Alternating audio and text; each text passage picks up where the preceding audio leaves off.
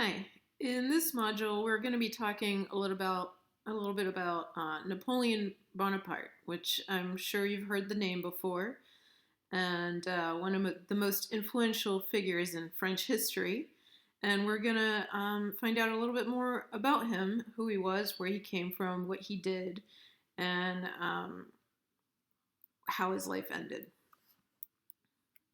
Okay, so Napoleon was born in Corsica, which is an island off of France. He was born 20 years before the French Revolution, so in 1769. And his family emigrated to France when he was 9. So he was educated in France, but he had a hard time in school adapting and getting along with his peers. He went to military school, and he was not that great of a student. His father died when he was 16, and so he had to assume the role as head of the household. So Napoleon found himself reading a lot about military strategy, and he started showing some skills and proving himself to be a great military mind. And he started getting noticed by higher powers, and he was called upon by French leaders to squash revolts during the post-revolutionary period. So let's not forget, we are very close still to the French Revolution. Things are kind of in disarray. The French don't know whether they want a monarch or they want a republic, and no longer want a monarch to be ruling over them. So these are trying times for the French. And so one of the things Napoleon was helping with was to squash um, popular revolts. So Napoleon marries, and he marries Josephine, and Josephine is the widow of a powerful man, and this man was victim of he was guillotined. So she lost her husband to the guillotine, and Napoleon. This was the love of her life. He just absolutely adored Josephine. However, Josephine was not as in love with Napoleon as he was with her. She was more interested in the stability that he would be able to provide for her following the loss of her husband. So Napoleon keeps learning more about military strategy, and he is made head of the Italian military, and he's sent to Egypt to battle the British, and he's unsuccessful. And this kind of these meetings with the British kind of haunt Napoleon. Napoleon will keep having trouble with the British and keep um, seeing the British as his number one enemy. So during his time in Egypt, though, he did learn a lot about international politics and international military strategy. So he's going to carry that on with him for the rest of his life. So in 1796, Napoleon is recalled to France. And he's recalled to France to prevent the reestablishment of a monarchy. So at that point in time, the French felt that they could be led by a military man, and that a monarchy should not be reinstated. So Napoleon now finds himself in a great position of power. He becomes the first consul of France. And by 1804, he is named consul for life. Okay, so part of Napoleon's success is due to the Napoleonic Code. And the Napoleonic Code is basically a system of law, and it was enacted in 1804. And what it did is that it codified and streamlined national laws. So up until that point, we're still kind of dealing in some regards with a feudal type system and kind of more of a regional system of laws. So laws varied from region to region, and they still dealt with things where, the king would decide, the person in power would decide what was right and what was wrong, depending on the person. So it wasn't a streamlined process, it wasn't a fair process. So this was kind of putting the law in writing and making it a national system of laws that everybody had to abide by. And it also divided the law into different areas. So there was criminal law versus civil law, property law versus laws that related to persons. And this was based on the concept of all men were created equal. And I emphasize men because in this code of law, the rights were given to men, and women were basically under the purview of their father until they were married, and then they were under the purview of their husbands. So women really took a step back. Once again, throughout history, this seems to be a pattern that's repeated, but under Napoleon, most definitely, women were not seen as full citizens. The men were in charge, and the law pertained to men, the equality of men, not the equality of women. So there's also an article that I have put on that you have as an assignment, and there's a few questions relating to that article. So please do that assignment. Okay, so back to this slide. So we have the Napoleonic Code, and which is also called the French Civil Code. It's kind of nicknamed the Napoleonic Code, but it's the French Civil Code. So in 1804, prior to 1804, there was an assassination attempt on Napoleon. Somebody tried to assassinate Napoleon. And so at this point, Napoleon believes that the only way to prevent this type of situation is to make himself emperor. He wants to make himself emperor so that if he has a successor, his successor will inherit his position instead of, let's say, if he's assassinated and he's the first consul, then a new person could come to power. If he is emperor and he's assassinated, then his heir would be the next in line. So much like a monarchy, the emperor would pass along his power to his son. And he also thought that the title of emperor would elevate his status, would make him seem larger than life, whereas first consul is nice, but emperor is really more regal and indicates a greater level of power.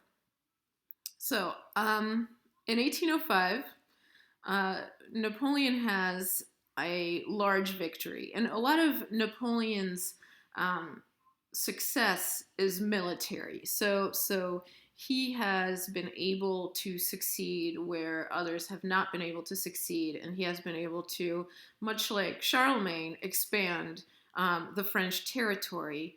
And while doing so, same type of pattern that we saw last semester in the first part of the course, where much of the wealth of a country can be determined by how much it expands, because it can then tax the new populations that it has expanded into, and not tax the French or the current population as much. So the people being invaded are paying for the pleasures and the life of the people from the invading nation. So Napoleon kind of follows this model, and he's very successful at it. He's able to invade, and in this case, in 1805, he invades part of Russia, basically. And so the Russians and the Austrians suffer about 26,000 casualties compared to the French, who only suffered 9,000 casualties. One place that Napoleon is completely unable to invade is England. So he tries to exert his power and through various means, but he is met with limited success, and this frustrates Napoleon.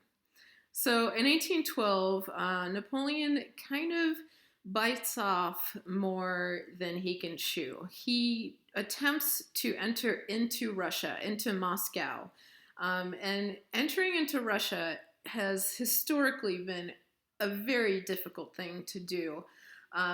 Caesar wasn't able to do it. Napoleon wasn't really able to do it. And part of the problem is the harsh weather. So this was something that Napoleon tried to do during the winter. He tried to invade Moscow during the winter. So Napoleon goes in with 600,000 troops, but he leaves with 10,000. He had to retreat because he lost so many people due to the terrible winter conditions and the disease and the hunger, that it was a crushing defeat for Napoleon. In the meantime, in 1810, he is kind of forced to divorce Josephine, the love of his life, because she's unable to produce an heir for him. So he marries Marie-Louise, and she is able to provide an heir for him, and they name the heir Francois. And you have here an illustration or a painting of Francois, and he is also known as Napoleon II. So, all right. So, due to his crushing defeat trying to invade Moscow, Napoleon is forced to abdicate, and he is sent to exile to Elba, and I will show you where Elba is. So you have Italy here in the larger picture. You have, if you look to the west of Italy, you have the island of Corsica, which is where Napoleon was born. And if you look just east of Corsica, between Italy and Corsica, there's a small island there, and that's Elba. So Napoleon is exiled to Elba. And in Elba, he's given power. So he is able to lead the military on that tiny little island. So in the meantime, while Napoleon is exiled, Louis XVIII takes over the reins of power in France. Louis XVIII was not necessarily super popular. You know, we're at a point in time where, like I said, this is after the revolution. People are against the monarchy. People don't know if they want a monarch or they don't want a monarch. They definitely want to limit the powers of the monarch. So at this point in time, it's kind of a mess in France. But so Louis XVIII is the ruler of France. And during that time, Napoleon learns, while he's in Elba, that they are planning to exile him even further away, so much further away than Elba. And he decides that he needs to escape Elba, and he does so. So in March of 1815, Napoleon returns to Paris. And Napoleon, although they sent troops to arrest him, once Napoleon spoke to the troops were on Napoleon's side. So he was able to amass a great deal of support, and a new period starts called the 100 Days, and this is the 100 Days of Power of Napoleon. So, and this is when we really see, like, these are kind of the times that we know about because we have the Battle of Waterloo. So Napoleon decides that he wants to stop the Prussians and stop England from coming further into Europe and kind of edging their way into France. So the area that is now known as Belgium is just north of France, and this is where the Battle of Waterloo takes place. And it's a complicated battle because, as you can see from this chart, um, there are many factions involved. You have the British, you have the Dutch, you have the French, and you have the Prussians, and they all meet on a pretty small area of land, and they have a crazy, crazy battle. And this is the Battle of Waterloo. And Waterloo is actually the town where I grew up. So this is my hometown, and I lived across from the battlefields. So I'm very familiar with this area, and it's very flat. You can see for miles ahead. And here are some representations. The first one on the uppermost left is a reenactment. So the Battle of Waterloo happened in 1815. And so for the 200-year anniversary, they had a massive scale reenactment. So there were thousands and thousands of actors present reenacting the scenes from the battle. And then there you have two illustrations of the battle, very bloody battle um, between all these different factions. So the result of the Battle of Waterloo is that Napoleon was defeated, and this was one of the biggest defeats for the French. Even today, when I mention the fact that I'm from Waterloo to people from France, it seems to somehow affect them emotionally. They have a little pang of sadness due to the crushing defeat that happened. It was really the final blow for Napoleon.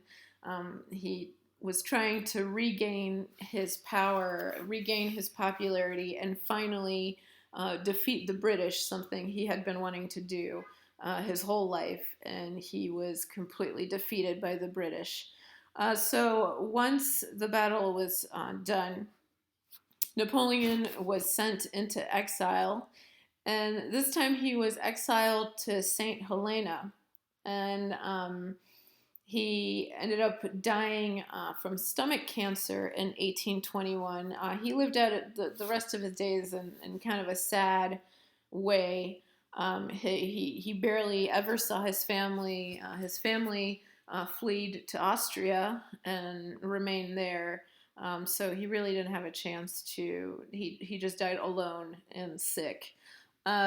So just to give you an idea of where St. Helena is, so we talked about where Elba is. Elba is still relatively close to France, not that big of a distance from France. But if you look at the map on the right side, you have a world map. You see South America on the left. You see Africa there on the right. That little red dot, that's Saint Helena. So that is just extremely far away from anyone or anything, and that is where Napoleon lived out the rest of his days and died of stomach cancer. So Napoleon left some very some indelible marks on France. First of all, he was a military genius, and second of all, he left France with a Napoleonic Code. And this code has influenced not only France, but other nations' legal systems, which you'll read about in the article. So there you have it. That's a little bit about Napoleon. And in the next module, we will talk about life following Napoleon and also other things that were going on in France and around the world at that time. Thank you.